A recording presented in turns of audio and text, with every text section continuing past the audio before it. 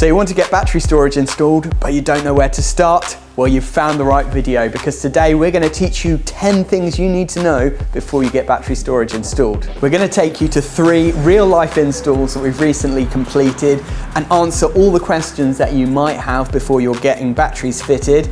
And we're also going to show you all the questions that installers might want to ask before you get your quote. This first install is a MyEnergi Libby install, then we're going to take you to a Tesla Powerwall install, and finally a Givenergy All-In-One battery install to show you the full range of products and their different features and how each product might fit with your needs. But the first thing you need to know before you get batteries installed is why.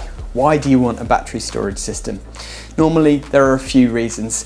Maybe you've got solar panels already, but you want to store some of that excess solar energy that you're generating in a battery so that you can cover some of your overnight usage with the battery storage having harnessed some of that solar energy from your roof. Or maybe you don't have solar at all, but you're looking to leverage cheap overnight tariffs or use clever magic by means of software to reduce your overall energy costs by leveraging cheap overnight tariffs, exporting to the grid at more expensive times, and overall reducing your average cost of energy. Or maybe backup power is important to you, either having emergency power circuits or whole house backup to keep your house going in the event of a grid outage. Whichever of those options applies to you, the next steps will be slightly different.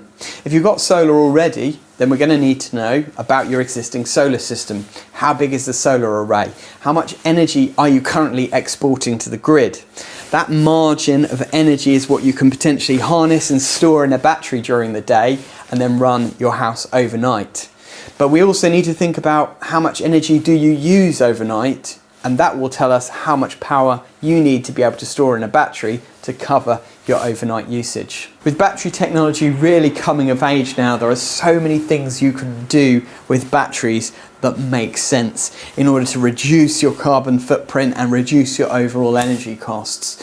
But it's knowing what you need from a system and how you're going to use the system, and bringing that together will help us to design the right system for you. So, do you have your smart meter data? That is a crucial question. If you don't have a smart meter and you want batteries, you're going to need to get one installed. So head over to your relevant energy supplier's website and apply for a smart meter. I know some people are scared about people knowing how much energy they use, but it's really impossible to leverage the benefits of a battery storage system if you don't have a smart meter. So the first of our 3 systems here is the MyEnergi Libby system.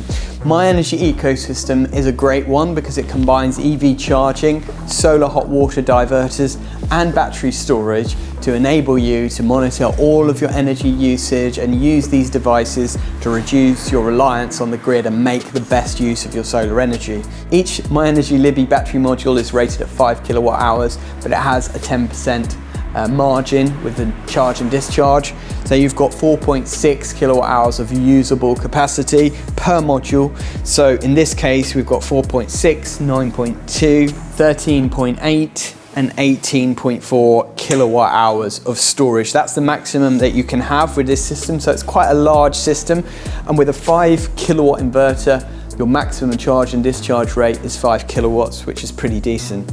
Now, this system is ideal for 2 situations. One, you've already got the MyEnergi Zappi charger, for example, which is an eco car charger that allows you to charge your car from excess solar on your roof. If you've already got the MyEnergi ecosystem in your house with either a Zappi or an Eddy or both, then it makes sense to add a Libby to the mix if you want to store some of that solar energy. You can also benefit from using smart tariffs to force charge and discharge the battery at certain times and make use of cheaper energy overnight, or make use of smart tariffs, flexible tariffs, or special discharge schemes. One thing that this system doesn't have, which differs from some of the batteries that we'll look at later in the video, is whole house backup. Now there are backup circuits that you can run from this, but the output is fairly small, so you're not going to be able to run your whole house off the backup of this, but you can install a separate backup consumer unit if you want, with a couple of backup circuits that might be important to you.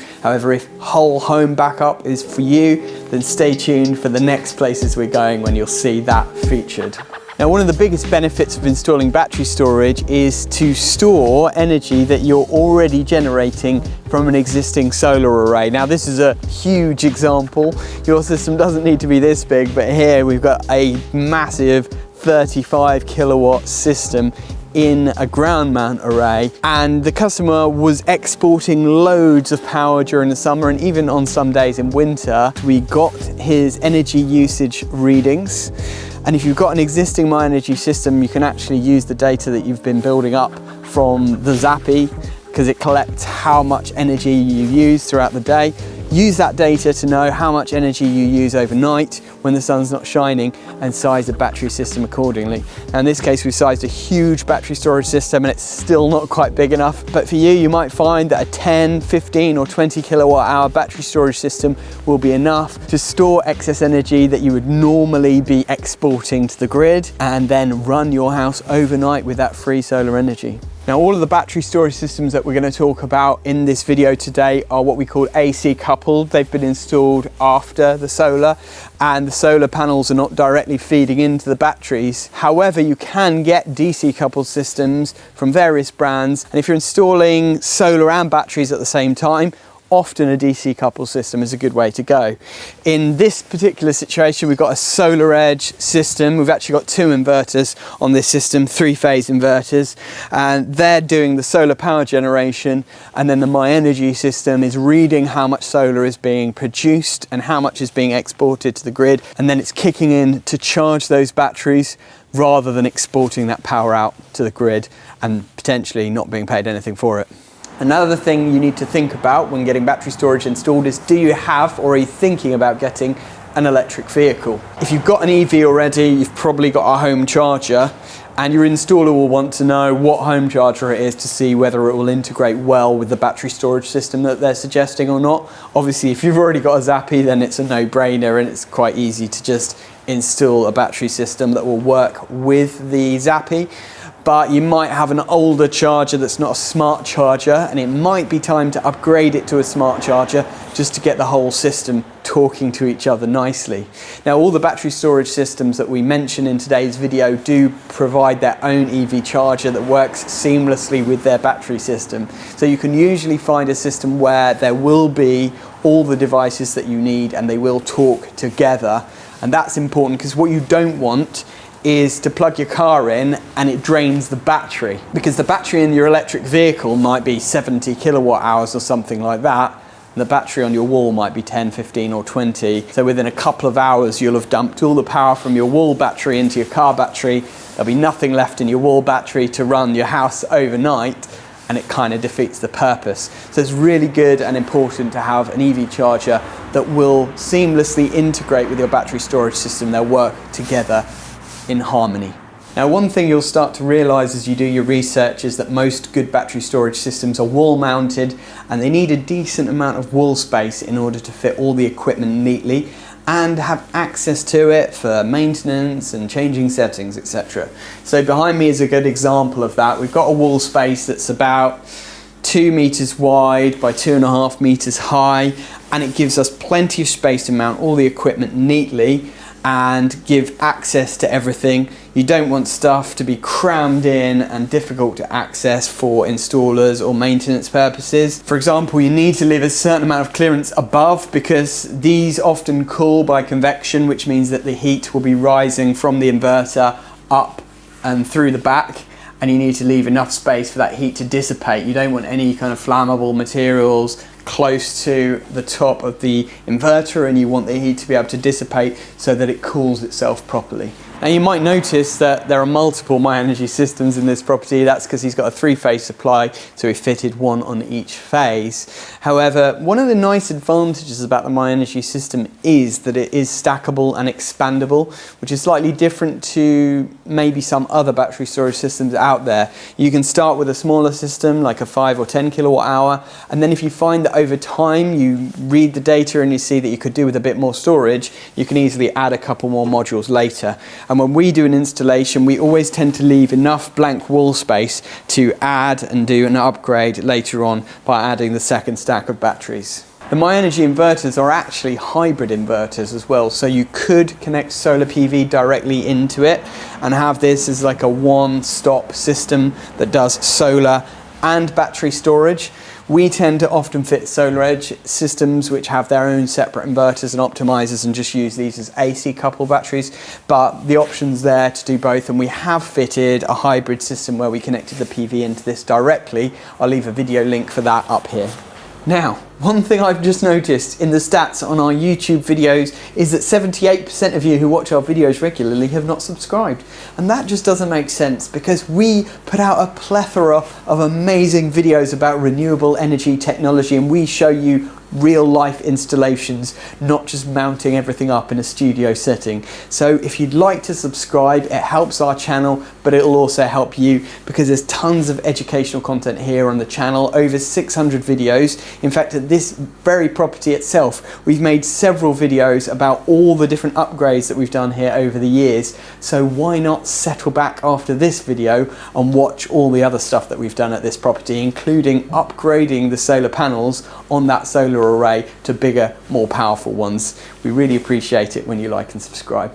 Now, as installers, we have a lot of questions to ask customers in order to be able to provide an accurate quote, and so many bits of information, pictures and videos that we found ourselves asking customers for in the past, and sometimes it would take a while to gather all of that information. And from customers, it could be tricky trying to provide that information when you're busy.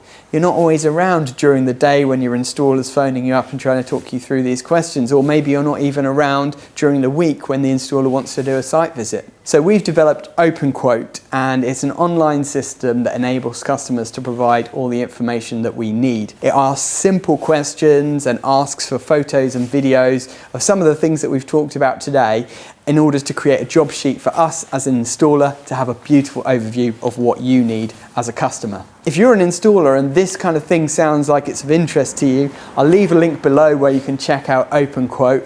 Maybe it'll help your business like it's helped mine. So if whole house backup is important to you, then a Tesla Powerwall is often a good option. Here at this property, we installed a Tesla Powerwall with the gateway here behind me and a battery on the outside, which I'll show you in a bit. The great thing about the Tesla Powerwall system is it does provide whole home backup. So I'll talk you through the backup gateway and how it works. So this beautiful white box next to me is the Tesla backup gateway. It's basically the brain that handles all the clever stuff when you lose power from the grid to switch you over to backup power from your battery. So there's a little switch on the side that opens the flap at the front, and then inside the casing you've got a line of circuit breakers which do various things.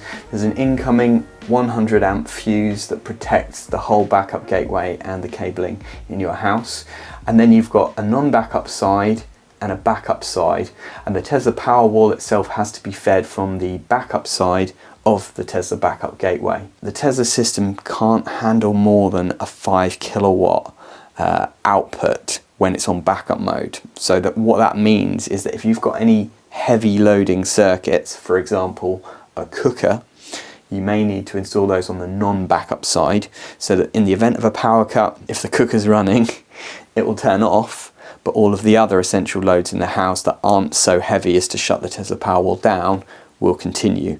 If you had the cooker on and other heavy loads, when the Tesla Powerwall kicks into backup mode, what it'll do is it'll kind of panic because there's too much load, and then it will shut down anyway, and you kind of lose the functionality of that backup power. Now, interestingly, if you have more than one Powerwall, the output capability is more. So in this property we've got one, but if you had two, you'd have double that output capacity, so you could have 10 kilowatts of output in the event of a power cut, which is really handy sometimes. So we've got two main switches here, one for the backup side, one from the non-backup side, and underneath this cover is all the clever stuff, so I'll take this off and show you inside. The Tesla Powerwall needs to be installed so as to interrupt the main tails coming in to the main house consumer unit, in which case this. Now in this property we've done a full upgrade. We've changed the main consumer unit to a larger one with better protection. We've done a full EICR in the house as well to make sure that the existing wiring is safe, and I'll talk to you a bit more about that later. But right now what we've got is the meter boxes on the other side of this wall, and the main tails from that electricity meter come into this fuse and through into the mains incoming side of the Tesla gateway. Then out of there, you've got a non-backup side, which comes into this main switch here. So we've got basically a permanent feed, live and neutral, that comes into this main switch. And any heavy loading circuits, like we mentioned, like the cooker, they go on the non-backup side here. So you can have up to 3 circuits you can probably fit on the non-backup side. And then out of the other side of the gateway here, you've got a live and neutral backup mode. They come through and into this main switch here from the backup, neutral and live terminals. And then you've also got the outgoing tails. So the outgoing live and neutral tails that come through from the backup side into this main consumer unit, and it means that everything in this consumer unit is going to stay live in the event of a power cut. So how does the Tesla backup gateway work in the event of a grid outage? Well, within milliseconds, it detects a loss of grid power and switches over, cuts off the connection to the grid, and the Tesla Powerwall battery starts to feed back into the house to run all of the circuits that are running off the backup side of the Tesla gateway. Now, it is EPS, not UPS. That means emergency power supply rather than uninterrupted power supply. That's a technical term to basically say that the power supply will flicker for a very small, insignificant amount of time, but it could interrupt certain electronic devices, meaning that you're not going to have a completely uninterrupted power supply. But as I said, it's within milliseconds, so you may or may not even notice the light bulbs flickering. When power resumes, the Tesla gateway automatically switches back over to grid power, and again, you'll barely notice it, but you can monitor it all in the app and see what's happening. Now, there's another thing that's really clever about the Tesla Powerwall system, is that it has the ability to communicate with your solar inverter in the event of a grid outage and basically keep the frequency the same so that your solar inverter will keep running because it thinks that there's still a grid connection. That means that effectively, if it's a sunny day but the power cuts off from the grid, your solar inverter, which usually they're grid tied and they'll shut down in the event of a grid outage, the solar inverter will actually keep running and keep powering your house with solar energy. So that energy combined with the Powerwall can give you an even greater output and avoid that annoying thing of losing your solar power during a grid outage. Now, if you'd like to see the whole story of this particular install, we filmed the whole EICR process. You can watch that video up here and see the steps that we took to get from where we were to where we are today. Now, in order to install backup power of any type, we also need a backup earth. So I'll show you how that works outside, as well as showing you the Powerwall itself. So essential part of a backup power system is an earth electrode. This can be installed by way of an earth rod, disc or mat. Now, we tend to use a congi disc as standard in most situations. It's a round disc that you bury about 600 to 900 mil deep in the ground, and ours is right below my feet here. The congi disc goes in the ground and it creates a really good source of earth, so that if your house is on a supply where there is an external earth provided by the supplier and you lose that supply, your house has a backup earth, which means everything operates safely in backup mode.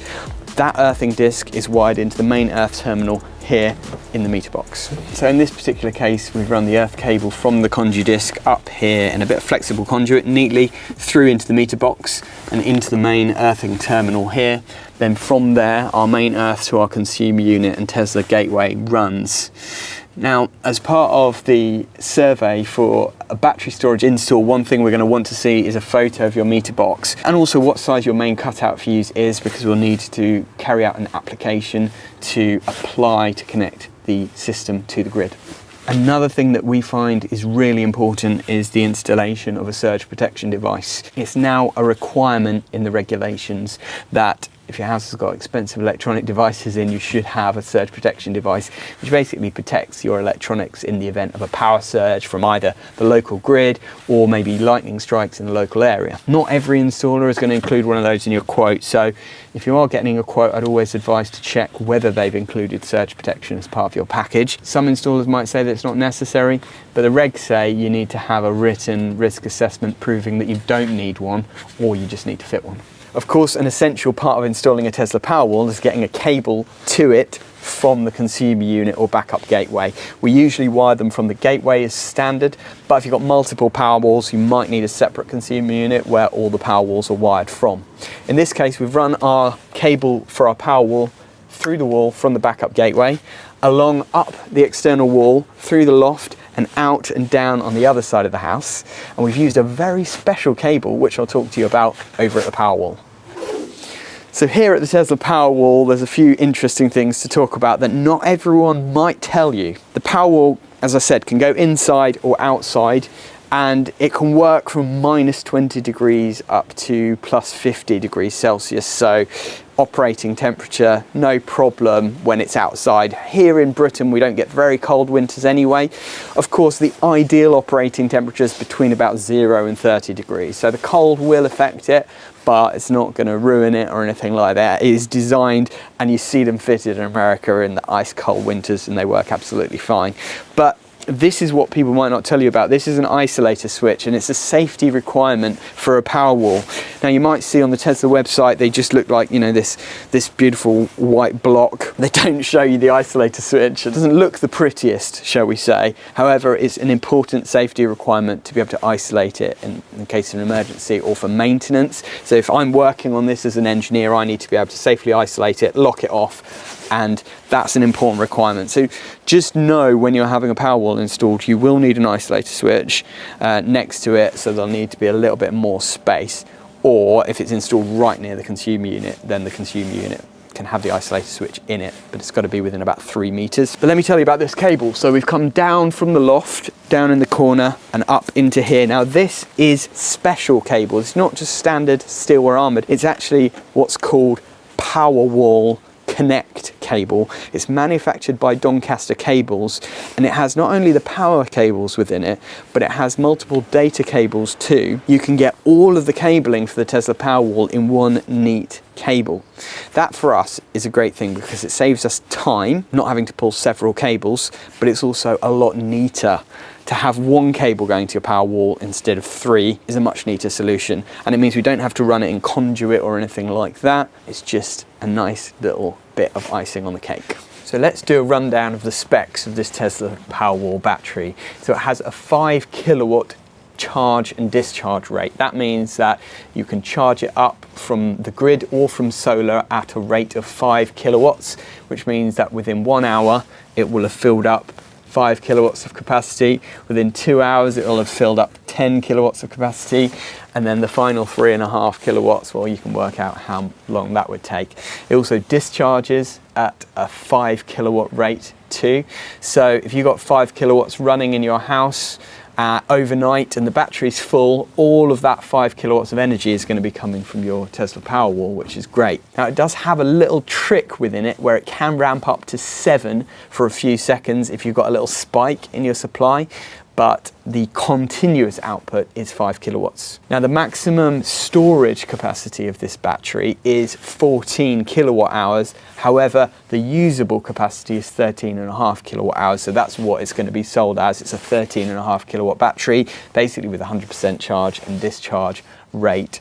So that is a very decent amount of capacity, and I'll talk to you about how do you know what size battery you want in a few moments. You can stack up to 3 Powerwalls with a stacking kit, so you could have 13.5, 27 or 40.5 kilowatt hours in a fairly small space. And as you can see, it looks pretty sleek. So having it on the outside of your house or even on the inside, some people like to have them as a showpiece in their hallway or something like that.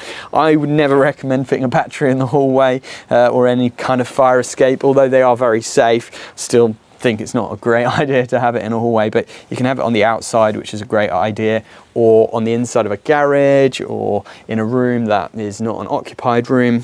They can make a little bit of noise sometimes, so that's something to be aware of, that you might not want it right next to your bedroom, but at the moment it's not making any noise at all. It's quite quiet. Now the Powerwall 2 does need to be mounted with a bit of clearance around it. It needs a 50mm clearance on the top and on the left hand side, and 150mm clearance on this side. That's because there's a fan here which blows the hot air out to keep it cool, so you need a bit of extra clearance on the right hand side than you do on the left. So that's an overview of the Tesla Powerwall. Let's head to our next site where we installed a different battery. So we're here at our Next property, where we installed a Givenergy battery. Let me show you inside. Of course, in true British style, it's chucking it down with rain and hail, so excuse the background noise. But we're here at this Givenergy All-In-One battery system that we installed recently. It's similar to the Tesla in a lot of ways, but different too, so let me explain. So like the Tesla Powerwall, we got a backup gateway. However, in this installation, the backup gateway is remote from the main meter and consumer unit. Here we have the Givenergy All-In-One battery, and this is a similar capacity to the Tesla one. It's 13.5 kilowatt hours with a 5 kilowatt charge and discharge rate. Now, like the Tesla, because we've got backup power, we've installed a backup earth via a conduit disc outside the back of this shed, but you'll notice the location where we've installed this is a little bit different. The Givenergy All-In-One can be installed outside, but if you do, you need to put some kind of canopy over it to stop rain going directly in the top, because it does have an opening in the top. The backup gateway can go outside too if needed. But again, like all electrical equipment, I'd probably recommend that if you can fit it inside, because no matter how weatherproof it is built, the elements are certainly going to take their toll. Now, something you need to bear in mind when choosing the size of battery that you want when you want whole house backup is how many power cuts do you get and how long do those power cuts generally last. The interesting stat that we've just got from our customer here is that since we've installed this, he's had 3 power cuts. 2 of them were quite brief, only lasting a few minutes, but one of them was actually 7 hours long. And this battery was able to run his house for 7 hours and keep him powered during the power cut. Now, whether your battery will allow you to run your house for 7 hours or more depends on 2 things. It depends on the capacity of the battery that you install and how much power you use in the house. If you wanted to run your house for 24 hours, for example, from battery storage in backup mode, all you need to do is choose the number of kilowatt hours of battery storage that will be sufficient to run your house for that 24-hour period. And in general, you can do that by looking at your smart meter data, finding out how much power you use on average in a 24-hour period, and then sizing the battery storage system accordingly. Now, another thing that people often forget about when installing battery storage is that these systems need an internet connection. All of them have apps that allow you to remotely monitor the system to see how it's working, and even to change settings to be able to program it to charge and discharge at certain times. For example, you can charge the battery up on cheap electricity over the night, and you can do that by setting a schedule for the battery to charge and discharge, or even syncing it with some of your smart tariffs from providers like Octopus Energy. But in order to make sure that all of that functionality is stable, you will need a good internet connection, which can happen either via Wi-Fi or via hardwired Ethernet. Hardwired Ethernet is always the best option, but it can be a more costly option because it involves running in more cables, etc. So it's something to think about and talk to your installer to see what's the best situation for you. In this particular install, we've fitted solar PV on the roof as well, and we've run the solar PV circuit into the Givenergy gateway, and that is off its own AC isolator here. And this is the generation meter, which shows how much energy the customer's generated since we installed the system. Like the Tesla Powerwall, the Givenergy gateway has circuit breakers in it too. One for the all-in-one battery, one for your PV inverter if you've got solar with it. There's also a slot here for the energy meter and potentially for an EV charger in the future. Like I said at the Tesla install, the EV charger circuit needs to go on the non-backup side of the gateway because an EV charger pulls 7 kilowatts, which is more than the maximum output of the battery system. What you really want in a power cut situation is for the EV charger to stop, but everything else in the house to carry on running. Now, there are certain advantages and disadvantages with this compared to the Tesla Powerwall.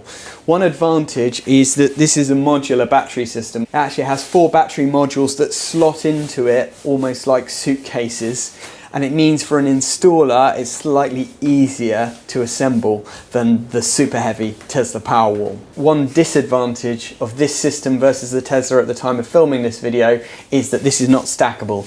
The maximum capacity that you can have for one system is 13.5 kilowatts. However, they are talking about potentially with a software upgrade enabling you to add more battery units later.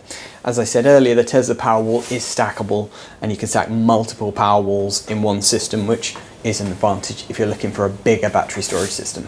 So a quick lowdown on the specs of this Givenergy All-In-One battery. It's a 13.5 kilowatt hour system with 100% charge and discharge, very similar to the Tesla Powerwall. It has a 6 kilowatt maximum charge and discharge rate, which is slightly higher than the Tesla Powerwall, and it does peak up to 7.2 kilowatts for 30 seconds if you do get some spikes. Other than that, it's very similar to the Tesla Powerwall in a lot of ways. It looks slightly different. It's slightly different in the dimensions, but overall the two systems are quite similar. But there are a few things that set all of these systems apart, so let's talk about that. So I'm here in the Waltzer, and if you don't mind to indulge me for a moment, I want to have a little bit of a nerding out session with you, because all of these systems have amazing functions and features when it comes to their apps and software, and that is what sets each system apart.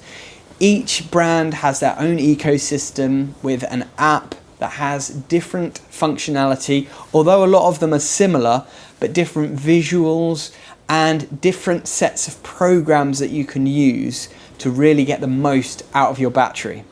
And our customer here has just been telling me about some amazing things that he's been doing with his battery just in the last 6 weeks since he's had it installed. For example, during the day, when the sun is shining, he can run his 9 kilowatt electric shower without pulling any power from the grid. And that's because here we've installed an AC coupled battery system with a separate solar inverter. So he could be generating 4.2 kilowatts of solar coming through his inverter in the loft, and he could be outputting up to 6 kilowatts of power from the battery for a total of 10.2 kilowatts of power without pulling anything from the grid. That's one advantage of an AC coupled system. But then when it comes to software, then we get to the next level, because with the app and dashboard that come with these kind of systems, you can get involved in all kinds of exciting programs. With the smart grid being fully underway, things like demand flexibility schemes can have a massive impact on the benefit that you get from having a home battery. For example, National Grid have their When to Plug In app, and it tells you which time of the day to plug in to make the best use of renewable energy from the grid. But then there's other things, like for example Givenergy's Give Back scheme. My customer here told me that he got paid about £10 for a recent 2-hour session where he basically charged his battery up at about 4 o'clock in the afternoon and then dumped all the power out to the grid between 6 and 8, and he got paid £1.50 per kilowatt hour for exporting that power to the grid. So imagine the scenario where you do this and you get paid for using electricity. Well, that is a real situation that now happens for many customers. The reason is that during peaks in demand from the grid, the National Grid have to turn on peaker plants, burning coal, for example, which is horrible for the environment and of course very expensive.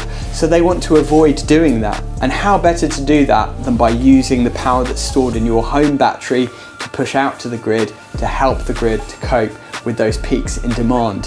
So as individual homeowners and users who have batteries, we can actually help contribute to help with those peaks in grid demand and reduce the reliance on the grid of heavily polluting coal power plants, and instead share some of our renewable energy that we've generated from our solar panels on the roof, saving money and helping the environment. So the Givenergy Give Back scheme works by allowing Givenergy to control your battery for a period of time. They'll make sure it's charged up fully when the time is right, and then they'll tell your battery to discharge to the grid during that peak time, and you will get paid for that energy that you send out to the grid. But you won't just get paid a little, you'll get paid well over the odds for that session, and you can really benefit by participating in these kind of schemes. Other batteries also integrate with smart tariffs like Octopus Flux, for example, or Octopus Intelligent Go, where you can charge your battery overnight on the cheap rate electricity and then use it to run your house during the day. And in that case, some customers who don't even have solar are still benefiting from an overall cheaper rate of electricity by using their battery for a kind of energy arbitrage and just lowering their overall cost of energy. By participating in some of these demand flexibility schemes as well, they can ramp up their earnings from their battery even more, and suddenly with 0% VAT, a battery can seem like a very good investment. Now in this situation, we've installed the solar PV inverter in the loft. It's a Givenergy inverter as well. Because the solar PV circuit is fed from the backup gateway, the battery system knows how much the solar is generating and takes that into consideration when charging and discharging the battery. We've also, as a little side note, installed a surge protection device on the DC side here for solar. That's an important thing that should be done in all solar PV systems. So in this particular install, like the others, we took a holistic approach and did an EICR and a consumer unit upgrade before doing the battery storage and solar. The reason is, again, the house wiring was fairly old, the consumer unit was ancient, and there were no spare ways to add new circuits for solar and battery, plus potential expansion for future because the customer's looking at maybe getting an extension in the future. So we've upgraded everything with plenty of spare ways for future expansion, and it's definitely something to think about if you are planning future work, because there's no point in getting a tiny little extra consumer unit fitted just for your battery and solar and then having to fit another additional consumer unit later on for an extension or an EV charger. Honestly, the number of situations where I see somebody's come in and fitted a heat pump and they've put a one-way consumer unit in for that, then somebody's come 6 months later and fitted a separate consumer unit for an EV charger, and somebody's come 6 months later and fitted a separate consumer unit for solar. It's just ridiculous, and you end up with a hodgepodge of different consumer units everywhere. It's not neat, it takes up lots of space, it's just confusing. Better to get a nice big new consumer unit fitted in advance and then fill it with all the lovely renewable tech that you're going to add over the years. So one important thing we'll need to know when gathering your information to do a quote is what size is your main cutout fuse. Main cutout fuse, you might wonder, well, what's that? Well, it's here, it's this grey block. In this case, we've actually got 3 because the customer's got a 3-phase supply incoming. However, only 1 phase is active. So this main cutout fuse here for the phase that is active is a 100 amp main fuse. We know that because it's got a label saying 100A on it. Why do we need to know that information? Well, it's important for the G99 application that we'll have to do on your behalf with DNO or distribution network operator. We basically have to apply in advance for permission to connect a generating set to the grid, because that's what our battery is. It's basically a generator that can push power into the grid or pull power off the grid at certain times, and the network operator needs to know about it so that they can factor that into the calculations, knowing what is connected to the grid in terms of generating sets. It's the same with solar. It's even the same with EV chargers. Although we can notify them afterwards, we need to make sure that the DNO knows how many EV chargers are connected to the grid.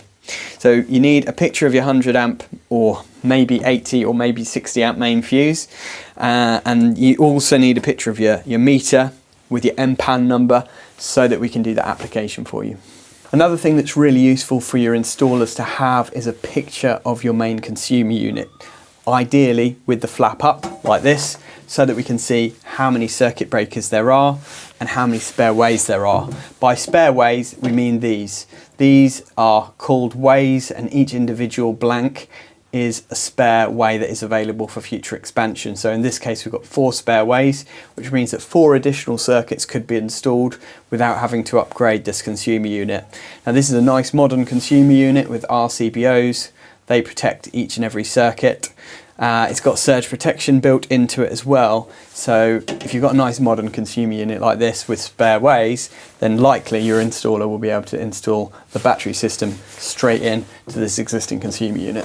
Now, if you've got existing solar and you're wanting to add battery storage to it, it'll be handy for you to share a copy of your schematic diagram and a photo of the label on the side of the inverter, so we know what size inverter you've got currently, how many solar panels you've got, because then we can size the battery storage system taking into consideration your existing solar system. This is an example of a schematic diagram. Here you can see how many panels you've got, what size inverter you've got, and how everything's connected together. So it's a really good diagram, and every solar PV system should have one of those. So you should find it either near the consumer unit or near the inverter. So one thing that's really important to know is where you want to install your battery. There are so many different options with battery storage. As you might see, we can install them outside or inside, but in any case, you're going to need quite a large blank wall to fit the battery and any associated equipment.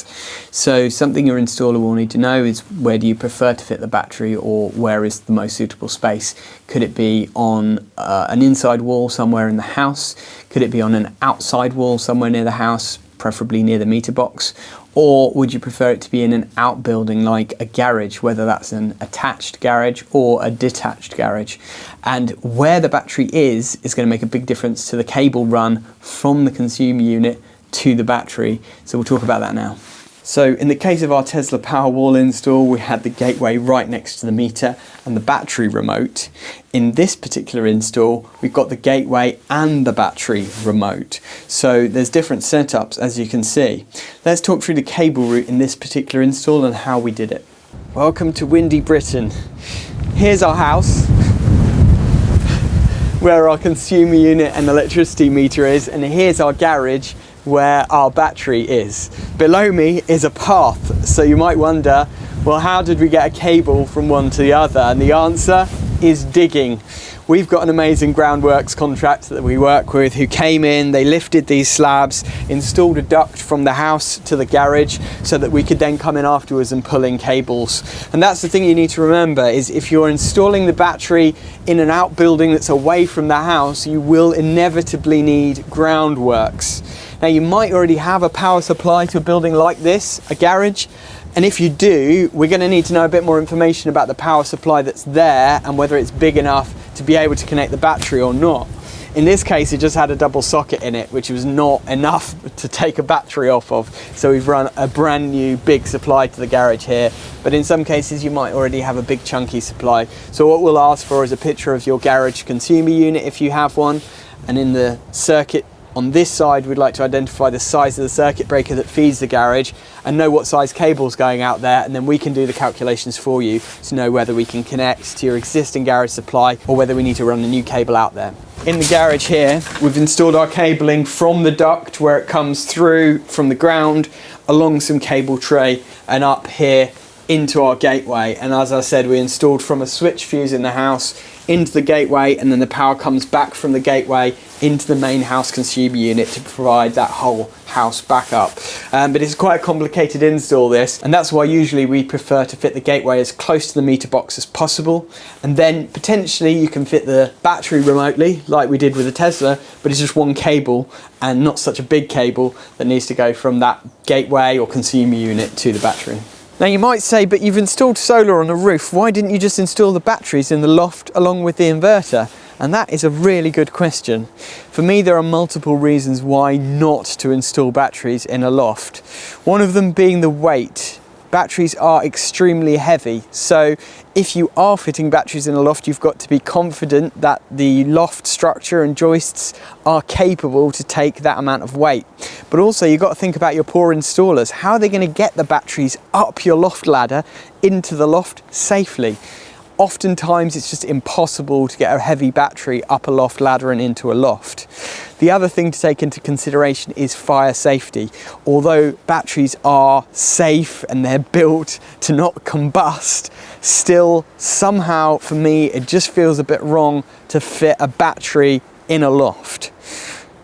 Now I'll let you debate that in the comments, but for me it's a no-go. I might stretch to fitting an inverter in a loft from time to time, like in this case where it's a beautiful loft, we've boarded it out, we've put a smoke alarm in place, so all of the safety measures are in place, but I won't usually stretch to fitting batteries in a loft unless it's exceptional circumstances. Now we've only covered a few different battery storage systems here. We'd love to know from you, what is your favourite battery storage system? Which one do you think is the best? let's continue the conversation in the comments below. But for today, we're really glad that you've joined us on this journey. If you did enjoy this video and find it valuable, it really helps if you share it out with somebody else. And of course, if you did like it, why not settle in and watch a couple more? Up here, there'll be links to videos that YouTube thinks you will enjoy. But either way, thanks for watching, and we'll see you again soon.